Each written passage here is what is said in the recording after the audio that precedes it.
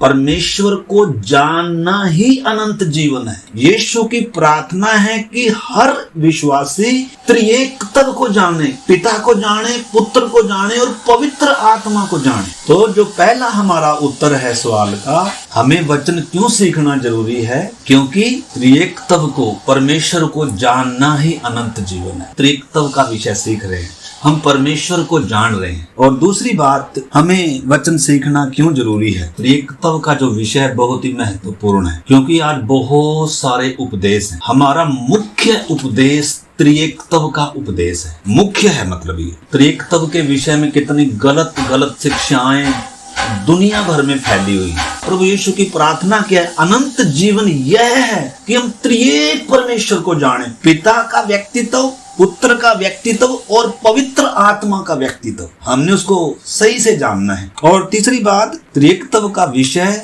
हमारे उद्धार से और हमारे जीवन से क्या है? संबंधित है। जब हम त्रिएकत्व का विषय सीखते हैं, उसमें त्रिएकत्व का मतलब पिता, पुत्र और पवित्र आत्मा की हमारे उद्धार में और हमारे जीवन में अहम भूमिका है, अहम रोल है। अगर हम सिर्फ पुत्र को ही जानते हैं तो हमारे उद्धार का काम कैसे हो पाएगा? अगर हम पिता को ही जानते हैं या पुत्र और पिता को जानते हैं, पवित्र आत्मा को जानते नहीं हैं और उसका रोल, उसकी भूमिका जो हमारे जीवन में होनी चाहिए, अगर उस भूमिका को हम इग्नोर करते हैं तो फिर कैसे हम उद्धार में, आत्मिक जीवन में आगे बढ़ पाएंगे? तो त्रिएकत्व का विषय हर एक विश्वासी ने भी और हर एक सेवक ने भी सीखना अति जरूरी है। क्यों? क्योंकि ये हमारे उद्धार से जुड़ा हुआ विषय है। बपतिस्मा लेना है तो भी त्रिएकत्व में लिया जाता है। आशीर्वाद वचन है वो भी त्रिएकत्व में है। पिता का प्रेम है, पुत्र का अनुग्रह है और पवित्र आत्मा की सहभागिता है। अगर प्रार्थना करनी है वो भी त्रिएकत्व में है। पिता से प्रार्थना है, पुत्र के नाम से है और पवित्र आत्मा की मदद से है। अगर हमारे उद्धार के काम का जब विषय आता है तो उसमें भी पिता का रोल है, पुत्र का रोल है और पवित्र आत्मा का रोल। क्योंकि आज इतने गलत शिक्षाएं हैं। बहुत सारे तो यहोवा ही कर मानते हैं, यीशु को परमेश्वर कर नहीं मानते। ओनली जीसस है। मैं बार बार क्यों कह रहा हूँ? क्योंकि बहुत बड़ी संख्या में मसीह समाज बंटा हुआ है, हजारों ग्रुप हैं, हजारों उपदेश हैं। तो त्रिएकत्व के बारे में जब हम सीख रहे हैं, हमें सीखना क्यों जरूरी है? क्योंकि आज गलत शिक्षाएं हैं, ताकि हम भी भरमाए न जाएं। अगर हमें वचन के बारे में, त्रिएकत्व के बारे में, पिता का मेरे जीवन में क्या रोल है, पुत्र का मेरे जीवन में क्या रोल है, पवित्र आत्मा का मेरे जीवन में क्या रोल है, अगर हमें ये मालूम नहीं है, अगर हम पिता पुत्र पर विश्वास करते हैं, पवित्र आत्मा की हम अपने जीवन में जरूरत, अगुवाई, पवित्र आत्मा में प्रार्थना, आराधना को अगर हम महत्व नहीं देते हैं तो बताओ हम कैसे बढ़ेंगे? अभी तो कलीसिया को सिद्ध करने के लिए पवित्र आत्मा है, पिता का काम है, पुत्र का काम है और पवित्र आत्मा का काम है। तो इस करके हमने इन विषयों को क्या करना है, अच्छे से हमें समझना है। तो आज हम परमेश्वर के वचन से जो सीखेंगे वो ईश्वरत्व में पहचान और सहयोग के बारे में हम सीखेंगे। तो मैं एक बार इसको दोहराता हूँ, आप सुन लीजिए ध्यान से। पिता, पुत्र और पवित्र आत्मा के व्यक्तित्व में समानता नहीं है। किस संदर्भ में? मतलब उनमें भिन्नता है, उनमें क्या है? अलग अलग पहचान है। ऐसा नहीं है कि परमेश्वर 3 रोल अदा कर रहा है ना, परमेश्वरत्व में त्रिएकत्व अलग अलग व्यक्तित्व में है। ऐसा भी नहीं है कि एक ही व्यक्ति के 3 रोल है, ऐसा भी नहीं है कि 3 है, ये नहीं, एक ही परमेश्वर के 3 व्यक्तित्व हैं। जैसे ओनली जीसस वाले बोलते हैं कि यीशु ही है सब कुछ। बपतिस्मा भी यीशु के नाम में लेना है, यीशु का नाम ही पिता है, यीशु का नाम ही पवित्र आत्मा है और यीशु ही पुत्र है। टाइटल कर बता रहे हैं, परंतु हमने समझना है। हम सीख रहे हैं पिता, पुत्र और पवित्र आत्मा के व्यक्तित्व में समानता नहीं है और न ही संबंध को लेकर उलझन है, न ही ईश्वरत्व में विभाजन है, न ही सहयोग के रूप में विरोधाभास है, संबंध के रूप में पुत्र पिता में है, संबंध के रूप में पुत्र पिता में है और पिता पुत्र में है। संगति के रूप में पुत्र पिता के साथ है और पिता पुत्र के साथ। अधिकार के संदर्भ में पिता पुत्र से नहीं है। जब हम अधिकार के संदर्भ में सीखते हैं तो पिता पुत्र से नहीं है परंतु पुत्र पिता से है। स्वभाव, संबंध, सहयोग और अधिकार के संदर्भ में पवित्र आत्मा पिता और पुत्र से है। तो बहुत जटिल भी है ये। प्रार्थनाओं के साथ इसको क्या करना है, सब ने इसमें समय लगाना पड़ेगा और बारी बातों से थोड़ा मन हटाकर प्रार्थना पूर्वक हर एक भाई बहन ने, सब ने थोड़ा परमेश्वर को जानने में, वचन को जानने में समय बिताना पड़ेगा। भागदौड़ में मतलब परमेश्वर को हम कभी भी सीख नहीं सकते, समझ नहीं सकते, वचन को भी कभी सीख नहीं सकते। तो जब परमेश्वर को जानने का विषय आता है तो घुटनों पर बैठकर बाइबल खोलकर इन विषयों को हमें क्या करना होगा। मतलब ऐसा नहीं है कि संगति में बैठकर वचन सुन लिया उसके बाद हम बाइबल भी ना उठाकर देखें, नहीं, इसके नोट्स बनाएं। और नहीं तो हम संगति में तो बैठे हैं, परमेश्वर को कभी नहीं जानेंगे। परंतु वचन कहता है परमेश्वर को जानना ही अनंत जीवन है। ठीक है ना। तो आगे जब हम इसमें देख रहे हैं, पवित्र आत्मा पिता और पुत्र से है, इसलिए ईश्वरत्व का कोई भी व्यक्तित्व का कार्य है और अस्तित्व एक दूसरे से स्वतंत्र और अलग नहीं है। मतलब जो त्रिएकत्व का विषय, भले ही भिन्नता है इनमें, भले ही इनमें अपनी अलग पहचान है, लेकिन इनमें कोई विभाजन नहीं है, कोई विरोधाभास नहीं है। ऐसा नहीं है कि एक काम कर रहा है दूसरे को पता ही नहीं है। ऐसा भी नहीं है कि एक काम कर रहा है दूसरा सोया हुआ है। ऐसा भी नहीं है एक काम कर रहा है दूसरा सहयोग ही नहीं कर रहा है। जैसे हम काम करते हैं ना, पति पत्नी भी हैं, माँ बाप भी हैं, बेटा बेटी भी हैं, हम चाहे कितने भी नजदीक हो, कितना भी गहरा संबंध हो, हमारी सोच भिन्न है। हमारे में कभी क्या नहीं है, वो एकता नहीं है, कभी वो प्रेम नहीं है, कभी एक दूसरे को हम जानते ही नहीं है इसके मन में क्या है। लेकिन जब हम त्रिएकता का विषय हम सीख रहे हैं, उनमें जो संबंध, उनमें जो सहयोग, उनमें जो एकता है और उनमें जो संगति और प्रेम है, इसलिए तो प्रभु ने कहा, यीशु की प्रार्थना क्या थी कि जैसे हे पिता हम एक हैं ये भी हूँ। हमारी बुलाहट कितनी ऊंची है, हमारी सोच में कितना बदलाव आना है। जैसे पिता पुत्र एक हैं, एक काम कर रहा है तो दूसरा विरोध नहीं कर रहा। हम तो एक काम कर रहे हैं तो दूसरा विरोध में खड़ा है, सहयोगी नहीं है, क्योंकि अलग अलग सोच है। हमारी सोच एक होना है, वचन के अनुसार होना है। यही तो है सिद्धता का काम। हमें उद्धार देना ही परमेश्वर की योजना नहीं है। उद्धार बेसिक बात है। पहली सदी के विश्वासी जो उद्धार पाते थे, लिखा है वो उनमें मिल जाते थे और क्या करते थे, वो वचन सीखते थे। वचन सीखना क्यों जरूरी है? आज वचन सीखने में उतना ध्यान नहीं दिया जाता, संडे स्कूल पर उतना ध्यान नहीं दिया जाता। तो कैसे सीखेंगे हम वचन? कईयों को अगर बोला भी जाता है संडे स्कूल पर तो मतलब उनको अच्छा भी नहीं लगता। वचन सीखने में हमें ध्यान नहीं है। मेरे प्यारे भाई बहनों, फिर हम परमेश्वर को कैसे जान पाएंगे? अगर मात्र संगति में ही हम वचन सीखेंगे, अगर हम व्यक्तिगत तौर पर स्टडी नहीं करेंगे, संडे स्कूल नहीं पढ़ेंगे, एक क्रम नहीं डालेंगे, एक अनुशासन नहीं डालेंगे अपने जीवन में, वचन को मैंने सीखना है, मैंने परमेश्वर को जानना है, तो पास्टर के बताने से सारा कुछ हम परमेश्वर को जान नहीं सकते हैं। हमारे हाथ में परमेश्वर ने बाइबल दी है, सिखाने वाला भी साथ दिया है। इस करके हर एक व्यक्ति ने परमेश्वर को जानना है उसके वचन के द्वारा। ठीक है ना। तो इधर जब हम देख रहे हैं, मतलब पिता पुत्र पवित्र आत्मा में जो सहयोग है, एकता है, प्रेम है, संगति है, ऐसे ही प्रभु ने कहा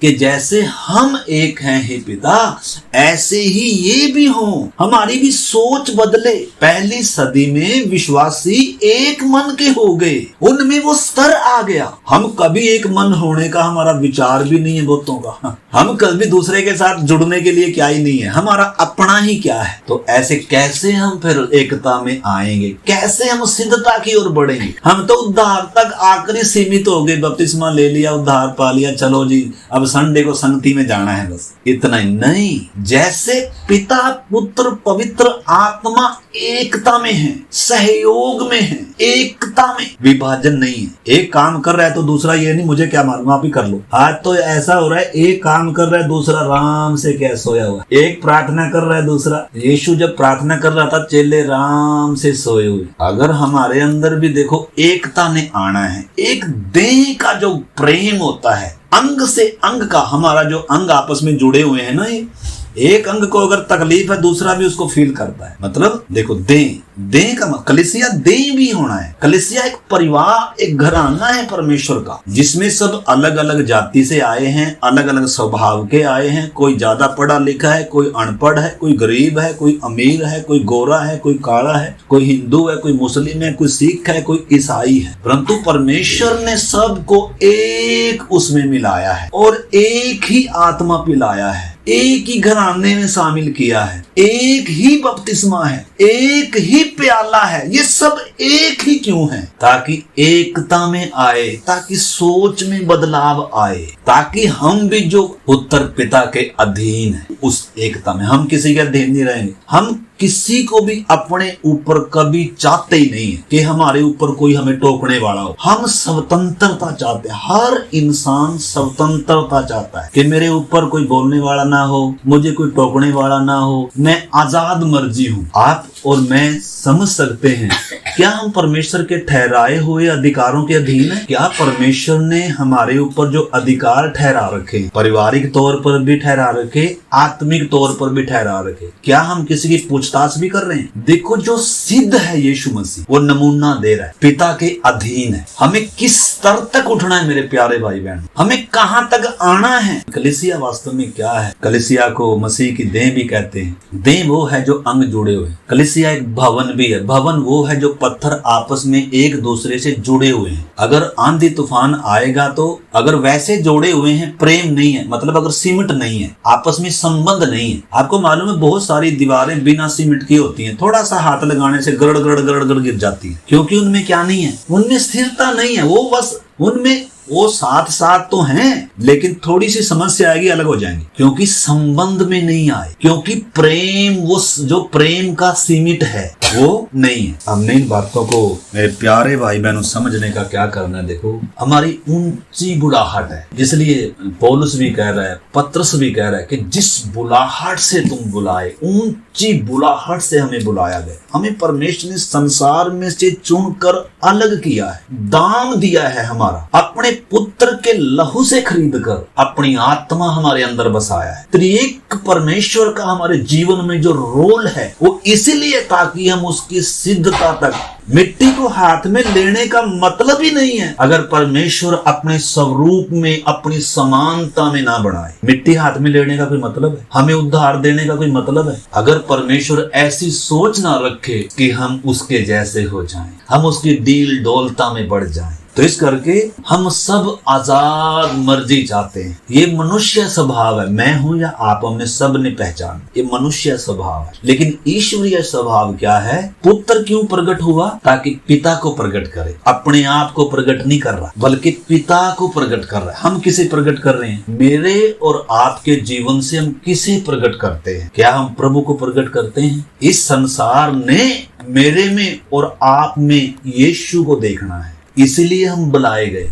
इसे लिखा है, तुम संसार के सदृश ना बनो। अगर मैं भी और आप भी संसार के ही सदृश हैं, संसार जैसे काम कर रहे हैं, संसार जैसे पैसे के पीछे भाग रहे हैं, संसार जैसे कल भविष्य की चिंता है, संसार के लोगों की सोच अलग है, संसार के लोगों का रहन सहन, तौर तरीका, काम, विचार, व्यवहार सब अलग है, क्योंकि वो परमेश्वर को जानते नहीं है, क्योंकि वो अनंत काल को जानते नहीं है। लेकिन एक विश्वासी जिसका उद्धार हुआ, जिसकी आंखें खुली, जिसकी समझ खुली, जिसकी बुद्धि खुली, उसकी सोच बदलना। लिखा है, तुम्हारे मन के नए हो जाने से तुम्हारा सारा जीवन भी क्या होना है? परिवर्तित होना है। सारा चाल चलन भी बदलता जाए। संसार के सदृश हमें नहीं होना, ये हमें क्या नहीं होती है? हजम नहीं होती। हम अक्सर संसार के सदृश बनना चाहते हैं। कैसे? संसार हम में घुसता कैसे है? फैशन के द्वारा। फैशन भी एक बहुत बड़ा कारण है। लोगों को देख देख कर लोग कैसे काम कर रहे हैं, लोग कैसे कपड़े डाल रहे हैं, लोग कैसे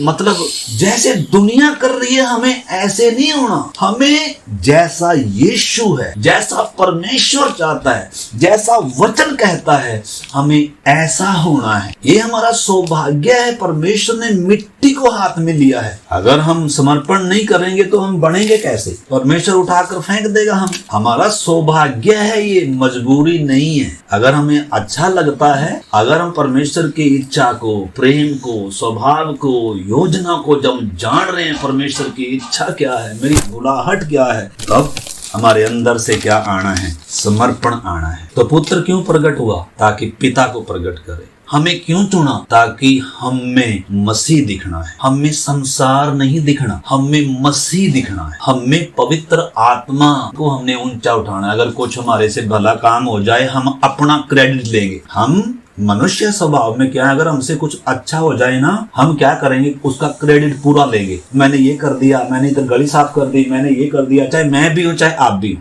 हम महिमा किसको नहीं देते? प्रभु को नहीं देते। हम सारा क्रेडिट खुद ले लेते हैं। मैं बहुतों से अच्छा हूँ, मैं उसके समान नहीं हूँ, मैं विशेष हूँ कर हम प्रकट करते हैं। यीशु ने अपने आप को प्रकट नहीं किया। यीशु ने अपने आप को प्रसन्न भी नहीं किया। यीशु ने अपने आप को दिखाया भी नहीं। उसने पिता को प्रकट किया। उसने पिता को महिमा दी, और पिता भी पुत्र को महिमा दे रहा है। ये मेरा प्रिय पुत्र है जिससे मैं प्रसन्न हूं। तो पुत्र पिता को प्रकट कर रहा है, पिता को महिमा दे रहा है, पिता को ऊंचा उठा रहा है, पिता के अधीन है। जबकि परमेश्वर तब में, ईश्वर तब में छोटा बड़ा नहीं है। जैसे पिता है ऐसे ही पुत्र भी है, ऐसे ही पवित्र आत्मा भी छोटे बड़े नहीं है। लेकिन इनमें जो क्रम देखते हैं, इनमें जो मतलब वो एकता देखते हैं। परमेश्वर अपने आप को प्रकट कर रहा है कि हमें बनना कैसे है, परमेश्वर की इच्छा क्या है, परमेश्वर का अनंत काल का उद्देश्य क्या है कि मनुष्य मेरे समान, मनुष्य मेरे डील डोलता और मेरे स्तर तक आए। अकेला अकेला नहीं,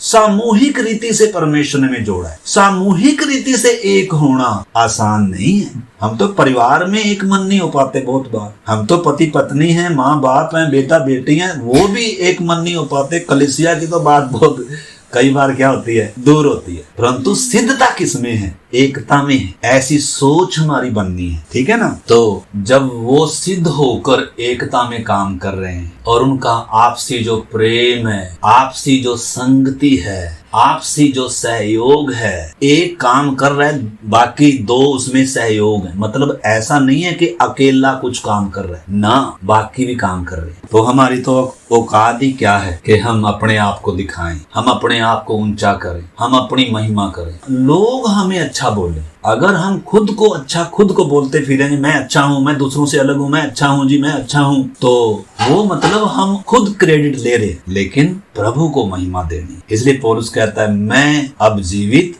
न रहा परंतु मसीह मुझ में जीवित है। मसीह ने मुझ में दिखना है, मसीह लोगों को दिखना है, मैं नहीं दिखूं, मैं क्रूस के पीछे छिपना है लोगों ने मेरे जीवन से। और ये इतना आसान थोड़ा है, इसमें सारी उम्र लग जाती है, ये समझ में आने में ही इतनी देर लग जाती है। फिर उस विषय पर काम करना जब हम शुरू करते हैं या मतलब फोकस करते हैं, फिर हम ये प्रभु बुलाहट क्या है, मैंने करना क्या और मैं कर क्या रहा, तो फिर हम कभी अपने आप को ऊंचा नहीं उठाएंगे। और कभी हम ऐसा नहीं सोचेंगे मुझे दूसरे की जरूरत नहीं है, मुझे संगति की जरूरत नहीं है, मैं अकेला अकेला सिद्ध हो जाऊंगा ना। ये परमेश्वर की योजना ही नहीं है। आज तो हमें थोड़ा सा कुछ आ गया तो फटाफट संगति छोड़ भी सकते हैं, लेकिन परमेश्वर की योजना वो थोड़ा है। परमेश्वर की योजना है हमें एकता में आए। जैसे हे पिता मैं तुझ में तू मुझ में, हम एक हैं, ऐसे ही ये भी, ऐसे ही ये भी।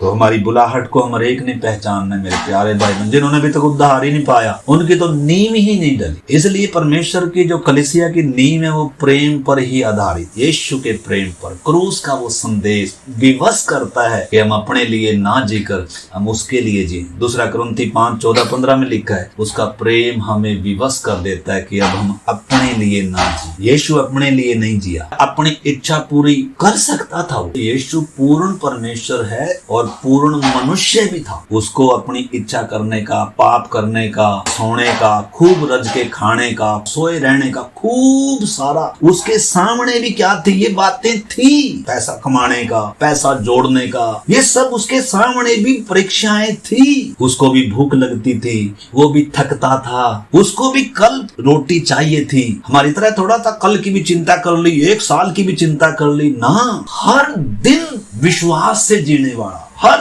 दिन परमेश्वर पर भरोसा रखने वाला। हमने इन बातों को समझना मेरे प्यारे भाई बहन। वचन सीखने का मतलब क्या है? अगर हम हमारी सोच में ही बदलाव नहीं आएगा, अगर हम उस स्तर तक आएंगे नहीं, सोच भी नहीं रखेंगे और प्रयास भी नहीं करेंगे, तो बताओ वचन फिर हम झाड़ों में बीज डाल दिया। बीज किधर डाल दिया? झाड़ियों में डाल दिया या मार्ग के किनारे डाल दिया। पक्षी कब के चुग चाक के ले गए। तो वचन ने हमारे जीवनों में क्या करना है? काम करना है, हमें एकता में आना है। हम परमेश्वर ने मुझे जिस कलीसिया में रखा है, मेरा उसमें रोल है, उसमें मेरा काम है, उसमें मेरा स्थान है, उसमें मेरा संबंध है, उसमें मेरा योगदान है। क्या हम ऐसी सोच रखते हैं? प्रभु भोज क्यों बार बार है? बपतिस्मा एक बार है। प्रभु भोज का मतलब क्या? प्रसाद थोड़ा है, या ऐसा थोड़ा कभी कभी 6 महीने में हम संगति में आएंगे तब प्रभु भोज लेकर चले जाएंगे। नो, इस करके मेरे प्यारे भाई बहनों, हमारी सोच में हमने कितना बदलाव लाना पड़ेगा, अपनी बुलाहट को पहचानना पड़ेगा। प्रभु यीशु मसीह क्या कह रहा है कि अनंत जीवन ये है कि हम उसको जाने, उसका स्वभाव जाने, उसकी योजना जाने, वो काम करता कैसे है। एक काम कर रहा है, दूसरा विरोध नहीं है। एक काम कर रहा है, दूसरा सोया हुआ नहीं है। संबंध में है, संगति में है, प्रेम में है। आइए निकाल लीजिए यूहन्ना 5:17 से। इस पर यीशु ने उनसे कहा, मेरा पिता अब तक काम करता है और मैं भी काम करता हूँ। ऐसा नहीं है कि मैं काम कर रहा हूँ और मेरा पिता ऊपर सो रहा है आराम से, उसको कोई पता ही नहीं। और आगे कह रहा है, इस कारण जब प्रभु ने ये जब बात कही ना कि मेरा पिता अब तक काम कर रहा है और मैं भी काम करता हूँ, परमेश्वर को जब पिता कर बोल रहे, तो यहूदी समाज को ये हजम करना, ये सहन करना बहुत ही मुश्किल था, क्योंकि उन्होंने तो एक मात्र यहोवा को जाना है। उनके ऊपर अभी त्रिएकत्व में प्रकट होकर मिला ही नहीं है, क्योंकि वो पुत्र प्रकट कर दे रहा है ना। पुत्र इसलिए तो आया ताकि त्रिएकत्व को प्रकट करे, ताकि त्रिएकत्व में त्रिएकत्व का रोल क्या है उसको प्रकट करे। लेकिन वो क्या हो रहे थे? वो कह रहे हैं, इस कारण यहूदी और भी अधिक उसके मार डालने का प्रयत्न करने लगे, क्योंकि वह न केवल शब्द के दिन की विधि को तोड़ता, परंतु परमेश्वर को अपना पिता कहकर अपने आप को परमेश्वर के तुल्य भी ठहराता था। तो जब वचन सीख रहे हैं उस संबंध के बारे में, उसकी एकता के बारे में, ईश्वरत्व में पहचान और सहयोग, जिसमें हम संबंध भी देख रहे हैं और जिसमें हम क्या भी देख रहे हैं, संगति भी देख रहे हैं उनकी आपस में। मतलब वो कभी भी एक दूसरे से अलग नहीं है, एक काम कर रहा है तो पूरा ईश्वरत्व है। जब धरती पर पुत्र आ रहा है, पुत्र देह धारण, पिता देह धारण नहीं कर रहा है, ना ही पवित्र आत्मा देह धारण हो रहा है, पुत्र देह धारण हो रहा है। हम कभी भी पिता को यीशु नहीं बोलते, हम कभी भी यीशु को पिता नहीं बोलते, हम कभी भी पवित्र आत्मा को यीशु नहीं बोलते। इनमें भिन्नता है, इनमें समानता नहीं। हमने समझना है मेरे जीवन में पिता का रोल, पुत्र का रोल, पवित्र आत्मा का रोल, हमने उन बातों को समझना है। तो जब ऐसे कर प्रकट कर दे रहा है तो वो सहन नहीं कर पाए, उनको हजम नहीं हो पा रहा, और फिर वो अपने अधिकार के बारे में बता रहे, पुत्र तब के अधिकार के बारे में। इस पर यीशु ने उनसे कहा, मैं तुमसे सच सच कहता हूँ, पुत्र आपसे कुछ नहीं कर सकता, केवल वह जो पिता को करते देखता है, क्योंकि जिन जिन कामों को वह करता है उन्हें पुत्र भी उसी रीति से करता है, क्योंकि पिता पुत्र से प्रीति रखता है, और जो जो काम वह आप करता है वह सब उसे दिखाता है, और वह इनसे भी बड़े काम उसे दिखाएगा, ताकि तुम अचंभा करो। जैसे पिता मरे हुओं को उठाता है और जिलाता है, वैसा ही पुत्र भी जिन्हें चाहता उन्हें जिलाता है। पिता किसी का न्याय नहीं करता, परंतु न्याय करने का सब काम पुत्र को सौंपा है, कि सब लोग जैसे पिता का आदर करते हैं वैसे ही पुत्र का आदर भी करें। जो पुत्र का आदर नहीं करता वह पिता का जिसने उसे भेजा है आदर नहीं करता। अब इधर थोड़ा सा रुक जाइए, प्रभु यीशु क्या कह रहा है 23 में, मतलब पिता उसको अधिकार सौंपा है कर कर बता रहा है, मतलब उस सिस्टम के अधीन है। पिता ने मुझे अधिकार सौंपा है कर कर बता रहा है, न्याय करने का भी और सब बातें बार बार प्रभु ये बता रहा है, मुझे मतलब सौंपा गया है, मुझे अधिकार सौंपा है। जबकि ईश्वर तब में बड़ा छोटा नहीं है, लेकिन हमने समझना है सिस्टम के अधीन है, अधिकार के अधीन है, पिता को ऊंचा उठा रहा है, कह रहा है पिता ने मुझे सौंपा है। हम अक्सर मनुष्य स्वभाव में ऐसा नहीं करते, हम खुद ही पिता पुता को साइड में हटाकर खुद ही क्या बोलेंगे, अरे पिता तो बुढ़ा हो गया तो साइड में हट, मैं ही हूँ जो कुछ। पिता को पूरा जीवन से क्या कर देंगे, हमारे ऊपर के अधिकार को हम क्या कर देते हैं। मनुष्य स्वभाव है जो अपने ऊपर के अधिकार को हटाना चाहता है, आजाद मर्जी में चलना चाहता है, मन मर्जी में चलना चाहता है। आदम ने अदेन की वाटिका में यही रास्ता चुना था। परमेश्वर चाहता था कि इंसान किसमें जिए, उस सिस्टम में जिए, समझे परमेश्वर को। लेकिन समझ जाने गिर गया तो भी परमेश्वर ने अपना प्रोग्राम चेंज नहीं किया। परमेश्वर क्या कर रहा है, फिर से उसे उठा रहा है, फिर से परमेश्वर मौका दे रहा है कि इंसान परमेश्वर को स्थान दे, परमेश्वर के अधीन, परमेश्वर के प्रबंध के अधीन, मन मर्जी छोड़कर, अपने आप को प्रकट करना छोड़कर। इसलिए लिखा परमेश्वर के बलवंत हाथ के नीचे दीनता से रहो, दीनता से प्रभु बढ़ाएगा। हमारे ऊपर जो प्रबंधक ठहराए गए हैं, हमने समझना मेरे प्यारे भाई बहन। तो जैसे पिता का आदर करते हैं, पिता की आराधना करते हैं, वैसे किसकी भी आराधना करें, पुत्र की भी आराधना, मतलब प्रकट करके दे रहे। जैसे यहोवा विटनेस है, वो मतलब पुत्र को पिता परमेश्वर की सृष्टि मान रहे हैं। पुत्र अनंतकालीन नहीं है, पुत्र परमेश्वर नहीं है, पुत्र सृष्टि है। हम भी पुत्र हैं, यीशु भी पुत्र है कर कर मान, यीशु पहलोठा है कर कर मान रहे। तो देखो इस जो आयत प्रभु कह रहा है ना कि जैसा पिता की आराधना होनी है, जैसे पिता का आदर होता है, ऐसे किसका भी हो, पुत्र का भी। मैंने और आपने पिता, पुत्र और पवित्र आत्मा को एक समान आदर करना है, एक समान आराधना करनी है। पवित्र आत्मा को कम नहीं समझना, पुत्र को कम नहीं समझना, पवित्र आत्मा को शक्ति नहीं समझना। पवित्र आत्मा व्यक्ति है जो हमारे साथ रहता है। पवित्र आत्मा दुखी होता है, पवित्र आत्मा शोकित होता है, पवित्र आत्मा बात करता है, क्योंकि वो व्यक्ति है। व्यक्ति हवा नहीं है, शक्ति नहीं है। परमेश्वर तो में तीन व्यक्ति हैं, तीन व्यक्तित्व। पिता का व्यक्तित्व भिन्न है, पुत्र का व्यक्तित्व भिन्न है, पवित्र आत्मा का व्यक्तित्व भिन्न है। पुत्र पिता को प्रकट कर रहा है, पवित्र आत्मा पुत्र और पिता को प्रकट कर रहा है। इसलिए प्रभु ने कहा था वो अपनी ओर से नहीं कहेगा जब सहायक आएगा, परंतु जो मैंने बताया है उसमें से बताएगा, जो सुनेगा उसमें से बताएगा। यानी कि पवित्र आत्मा कभी भी अपने आप को प्रकट नहीं कर रहा है, पवित्र आत्मा भी यीशु को प्रकट करके दे रहा है, पिता को प्रकट कर दे रहे। इनमें जो क्रम है, इनमें जो क्या देखते हैं, हम संबंध को देखते हैं, प्रेम को देखते हैं।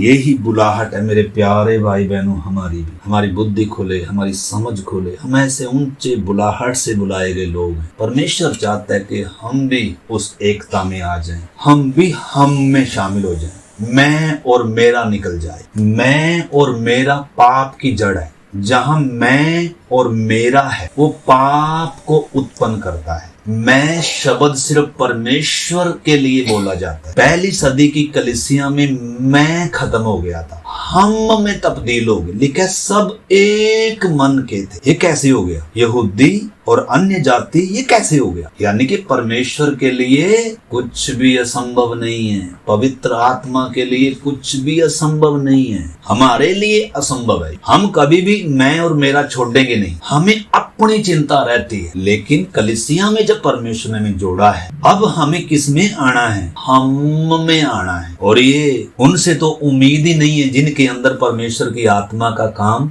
नहीं है, जिनके अंदर नई सृष्टि उत्पन्न नहीं हुई। उम्मीद उनसे है जिनका नया जन्म हुआ है। उम्मीद उनसे है जिनके अंदर पवित्र आत्मा है। उम्मीद उनसे है जिनके अंदर परमेश्वर के स्वरूप और समानता में, मसीह के स्वभाव में एक नई सृष्टि उत्पन्न हुई है। उन्होंने बढ़ना है, उन्होंने मसीह की डील डोलता तकाना है। तो इस करके इधर प्रभु यीशु जो कह रहा है हमने समझ, वही परमेश्वर है जिसने कहा था कि तुम मुझे छोड़ दूसरे को ईश्वर कर नहीं मानना। लेकिन यीशु क्या परमेश्वर के विरोध में बोल रहे हैं। इसलिए यहूदी क्या नहीं कर पा रहे, उसको समझ ही नहीं पा रहे और उसके लिए पत्थर उठा रहे हैं कि तू अपने आप को परमेश्वर के तुल्य ठहरा रहा है। 23, जो पुत्र का आदर नहीं करता वह पिता का जिसने उसे भेजा है आदर नहीं करता। यानी कि जो किसका आदर नहीं करता, पुत्र का आदर नहीं करता। कितने उपदेश ऐसे हैं, मतलब पुत्र को परमेश्वर कर कर, सृष्टिकर्ता कर कर, अनंत कालीन है कर कर स्वीकार ही नहीं करते, सृष्टि मानते हैं, परमेश्वर का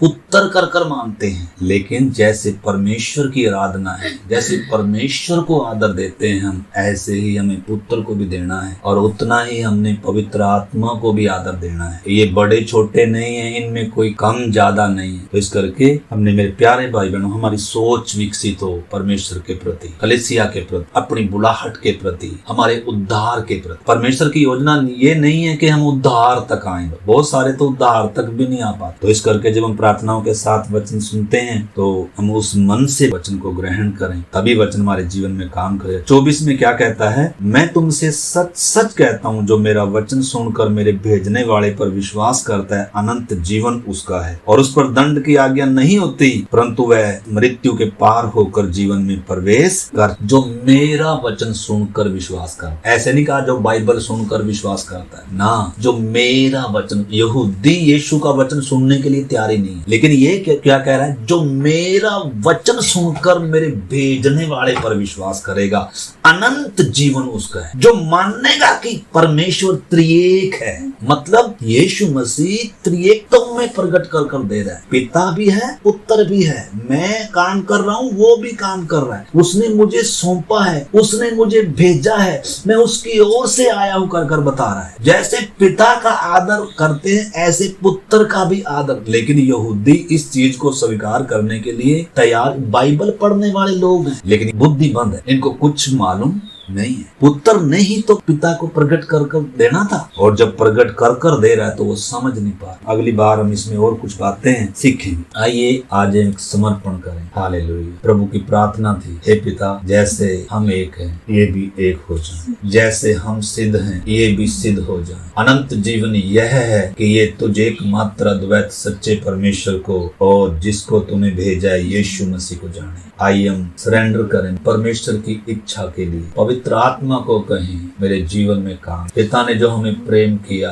पवित्र आत्मा में भरपूर होकर उसकी भली इच्छा को पहचान कर उसकी इच्छा के अनुसार चलने के लिए हम समर्पण करें। प्रभु हमारे जीवनों में हमारी मर्जी नहीं आपकी मर्जी पूरी हो। प्रभु हम सचमुच में तेरी भली इच्छा के अनुसार चलने पाए, आपको प्रसन्न करने के लिए जीने पाए, अपने आप को प्रकट ना करें, अपने आप को ऊंचा ना करें प्रभु जी, अपने आप को दुनिया को ना दिखाएं। प्रभु जब तूने इंसान को बनाया तूने अपने स्वरूप समानता में इसलिए बनाया ताकि मनुष्य परमेश्वर का प्रतिबिंब हो, परमेश्वर के स्वभाव को प्रकट करे। प्रभु धन्यवाद इस ऊंची बुलाहट के लिए। हम हर एक हमारे भाई बहन को प्रभु इस ऊंची बुलाहट को पहचानने के लिए, इस महान उद्धार को, प्रभु इस बेसकीमती अनुग्रह को पहचानने के लिए हम सबकी समझ खुल जाए, बुद्धि खुल जाए और सचमुच में हमारे अंदर बदलाव आ जाए, हमारी सोच में, हमारे जीवन में, हमारे चाल चलन में बदलाव आ जाए और प्रभु हम अपने जीवनों से आपको महिमा देने वाले बन जाएं। हम प्रभु से एकता में आ जाएं खुदा, जैसे आप एक है। प्रभु धन्यवाद आज की संगति के लिए, आज के वचन के लिए। हर सुनने वाले मेरे भाई बहन के जीवन में प्रभु आपका बड़ा काम हो जाए। सारा आदर महिमा आपको देते हुए प्रार्थना करूं यीशु मसीह के नाम से, आमीन।